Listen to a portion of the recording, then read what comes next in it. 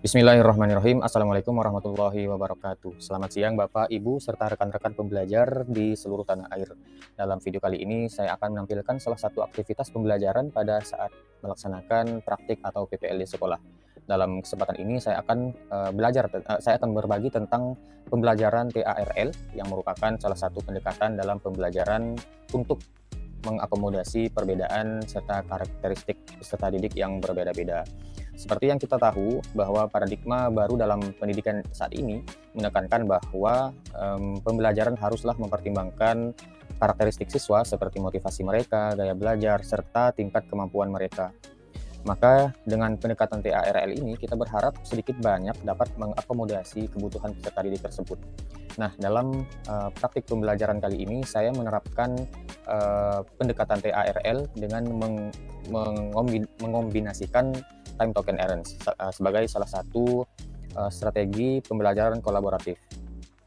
Nah, dalam strategi ini setiap anggota kelompok diberikan satu token atau koin waktu yang mereka gunakan untuk berpartisipasi dalam diskusi atau kegiatan kelompok tertentu. Token ini berfungsi sebagai pembatas waktu agar setiap anggota kelompok memiliki kesempatan yang adil untuk berkontribusi. Nah, setiap anggota kelompok harus mempertimbangkan dengan bijaksana kapan dan bagaimana mereka menggunakan token waktu mereka. Misalnya seorang anggota jika sudah menggunakan tokennya, maka anggota lain harus menunggu giliran untuk menggunakan tokennya. Strategi ini mendorong partisipasi aktif dari setiap anggota kelompok dan memberikan pengalaman belajar yang adil bagi setiap siswa. Nah, dalam konteks penerapan pembelajaran dengan pendekatan TARL ini, time token dapat digunakan untuk memfasilitasi diskusi dan kolaborasi antara siswa dan dengan tingkat kemampuan yang berbeda. Dengan menggunakan token waktu, siswa dengan kemampuan yang lebih tinggi dapat membantu siswa lain dalam memahami konsep atau menjawab pertanyaan. Sementara siswa yang dengan kemampuan yang lebih rendah dapat merasa lebih percaya diri dan terlibat dalam pembelajaran kelompok. Nah, dalam penerapannya ini, saya pertama-tama melakukan tes diagnostik kognitif untuk mengetahui tingkat kemampuan masing-masing peserta didik terhadap materi yang akan disampaikan. Nah, yaitu saya bagi menjadi tingkat kemampuan tinggi, menengah, lalu yang bawah. Kemudian hasil diagnostik tes ini saya jadikan bahan acuan untuk melakukan pembagian kelompok, yaitu dengan jumlah 4 orang per kelompok yang di dalamnya itu pada setiap kelompok mereka dibagikan secara merata berdasarkan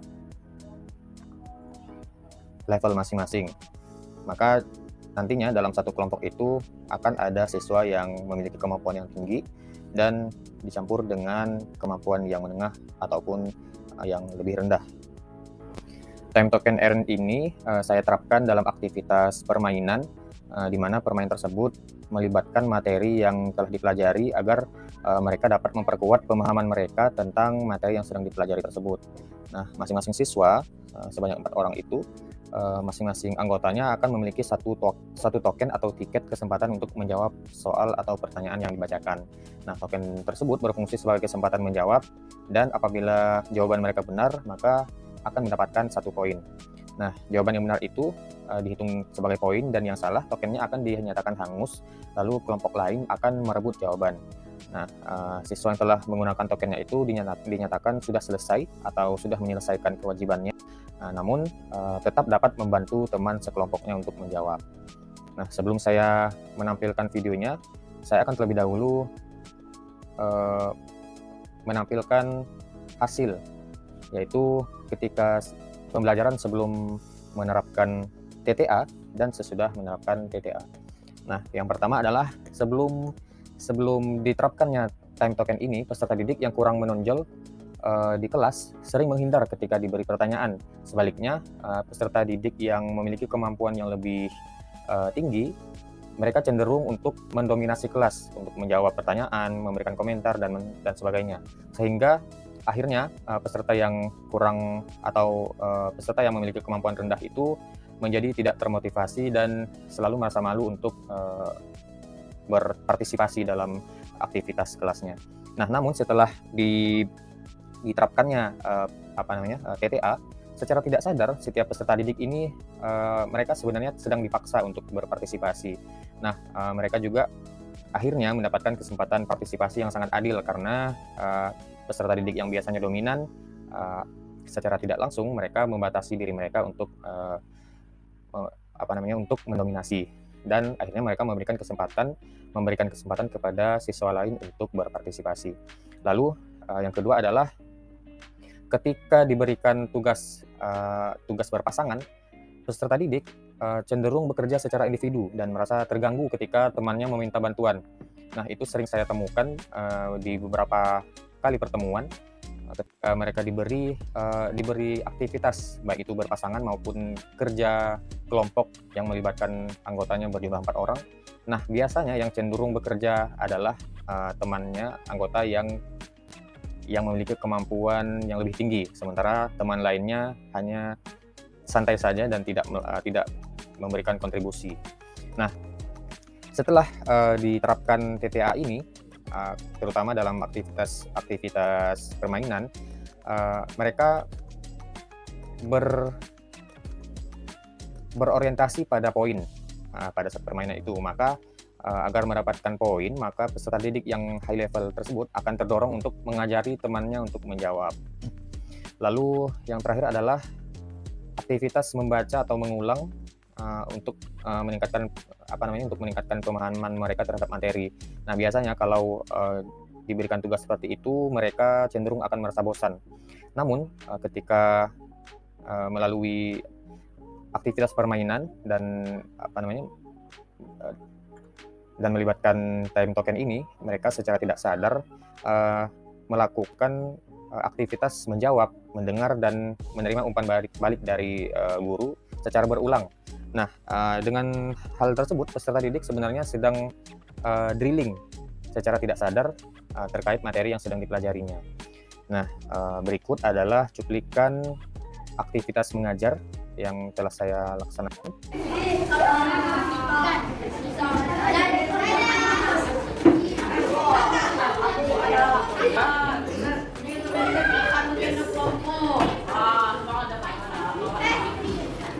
Oke, here is the rule. Jadi dengarkan dulu instruksi dari Bapak. How you play.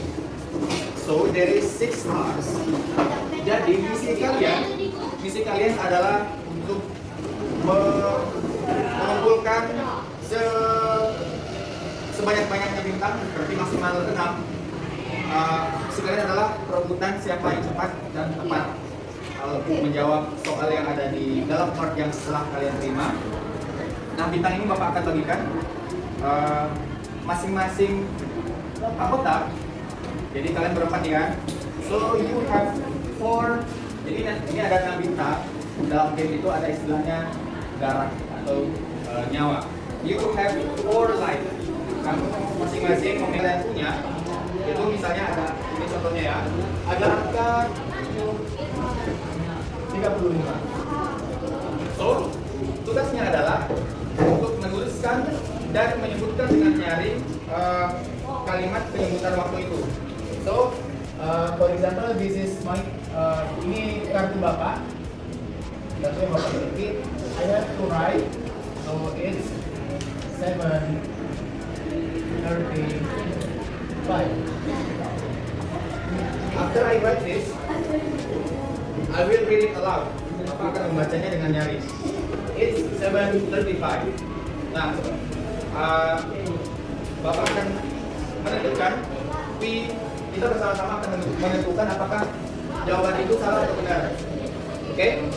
So, terus di bagian ini Bapak lihat ya. Nah, di sini ada kode nih, A03, ada megang B07, C11. Nah, itu kode supaya Bapak bisa memeriksa soal mana yang kamu jawab. I have the code also here. Jadi nanti setelah kamu baca, Bapak akan nanya itu kodenya berapa. Kodenya berapa? Misalnya kodenya 043. Oh, ini ternyata benar nih jawabannya. So I will give you the answer true and you get the star. Oke? Mengerti? Ada yang ingin ditanyakan? No? Oke. Silakan kalian berdiskusi, membagi kartu masing-masing. Jadi ada 2 sesi ya. Sesi pertama adalah kalian memegang masing-masing 1 nyawa. Dan sesi kedua adalah babak kedua kalian adalah babak apa namanya itu tadi yang babak 2 nyawa tambahan. Oke? Ya. Di babak berurutan semuanya ya. Oke? Oh bapak, pegang kode. Oke, tadi ada menanyakan. Ustaz, bolehkah saya menjawabnya dengan British way, British style? Yes, you can. Selama itu memungkinkan untuk dijawab, misalnya ada yang lewat 5 nih, kan? Kamu bisa, for example, 7 lewat 5.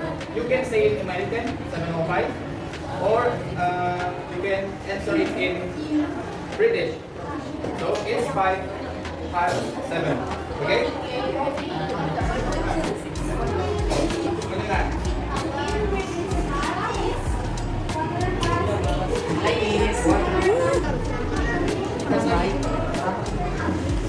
B08. B08 itu 8 lewat 15. Hai. 8 lewat 15. Bukan?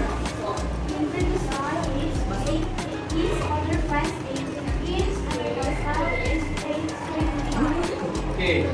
Benar atau salah? It's true. Oke, silakan bawa bintang kamu ke sana. 1, 2, 3. Oke. B01. Oke, silakan. B01 itu 1 lewat 5. Speak up. Can you stand up? It's 105. Do you want to answer in this way also? No? Okay, it's 105. 1 lewat 5 is 105. True, it's true. Okay. 1, 2, 3.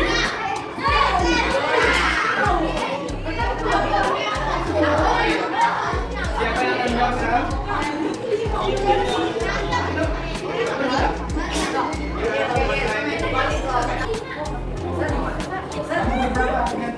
Jangan kehilangan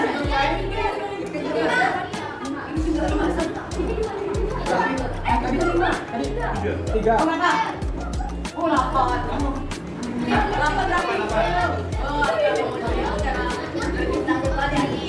Belum kan? Belum jawab kan? Ada yang kurang? Ya. 1, 2, 3.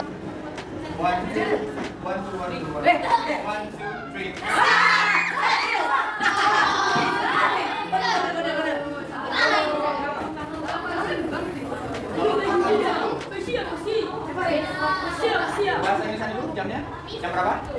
Jam 1.00. Hai. Boleh dibantu? 1, 2, 3.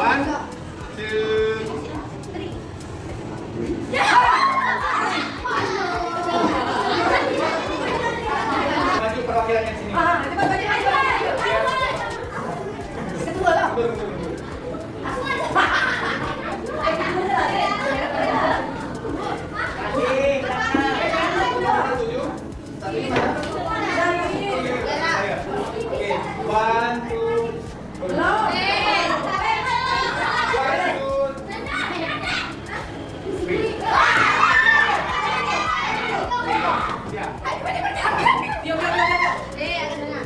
Siapa yang maju? Iya. Duski kawan. 7 lewat 5. 7 lewat 5. Pas 7. Oke, British way.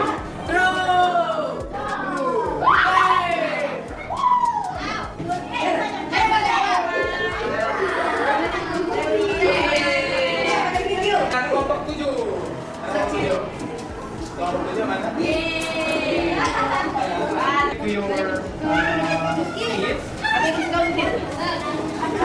Baik, demikian cuplikan pembelajaran yang menerapkan TARL atau Teaching at the Right Level yang dikombinasikan dengan strategi Time Token Errands.